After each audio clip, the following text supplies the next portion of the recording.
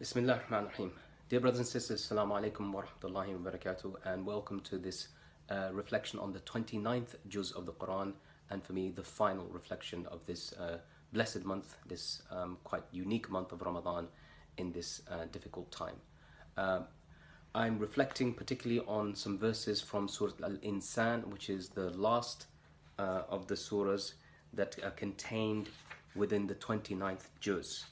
And in particular, the verse that comes to mind is one in relation to the work that I've been doing and that I've been affected by with the work of Cage for many, many years.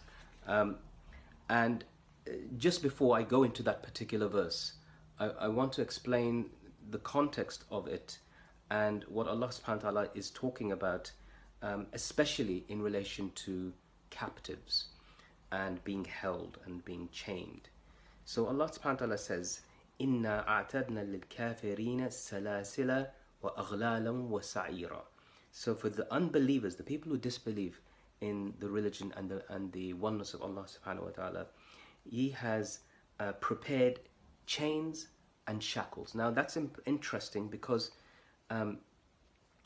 being chained and shackled, of course, is something that essentially means a person is a prisoner, is a captive, and is unable to control the circumstances of what's going to happen to them. Being a captive of human beings is bad enough. Being a captive of Allah subhanahu wa ta'ala and chained in order that Allah brings the punishment that He's warned you about the entirety of your life and you remained unheedful is a different matter altogether. But Allah then describes in the Quran, He says, يُوفُونَ بِالنَّذْرِ وَيَخَافُونَ يَوْمًا شَرُّهُ مُسْتَطِيرًا. This is about those who now, He's explained, are the believers. And they are the ones who will fulfill their vows and stand in awe of whatever woes, whatever difficulty they had on the day that came before that. And everything will have gone and there'll be nothing to worry about. And what is their characteristic? Their characteristic is that وَيَطْعِمُونَ الطَّعَامَ عَلَى حُبِّهِ مِسْكِينًا وَيَتِيمًا وَأَسِيرًا.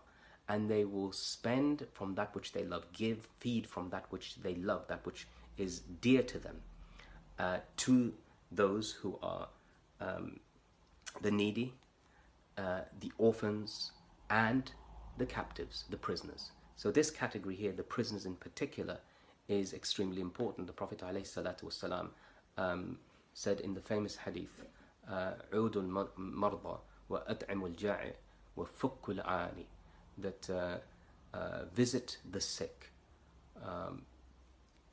feed those who are hungry and needy, and free the prisoner. It's interesting also because Allah subhanahu wa ta'ala mentions in Surah Al-Anfal in relation to those who have been taken captive by Muslims during battle. إِن يَعْلَمَ اللَّهُ فِي قُلُوبِكُمْ خَيْرًا قُلْ لِمَنْ أَيْدِيكُمْ مِنَ الْأَسْرَى. O Prophet of Allah, say to those who are your captives, إِن يَعْلَمَ اللَّهُ فِي قُلُوبِكُمْ خَيْرًا يُؤْتِكُمْ خَيْرٌ مِمَّا أُخِذَ مِنْكُمْ.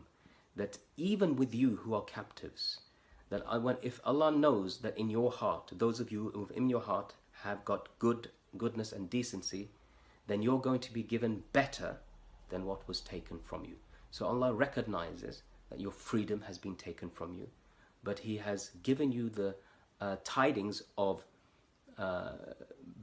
blessings and goodness, that you will be given better than what was taken from you. He's recognized that your freedom, which was something paramount, most important to you, will be recompensed if there is good in your heart.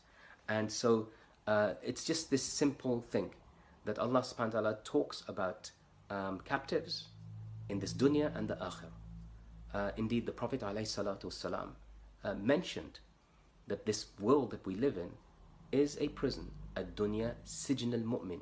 This world is a prison for the believer. Wa jannatul kafir. And this world is a paradise for those who disbelieve. But in the hereafter, it'll be the other way around. That in fact, the hereafter for those who didn't want to meet it will be a prison of sorts for them. But for those who wanted to meet Allah subhanahu wa ta'ala, it became a paradise. So I pray Allah subhanahu wa ta'ala makes us from the latter, not from the former, and allows us to gain all that is good, to protect us from that is bad, to bring us out of these difficult times and the misery that's therein, and to grant us the patience and the fortitude for the struggle ahead. Jazakumullah khair. Wassalamu alaikum wa rahmatullah.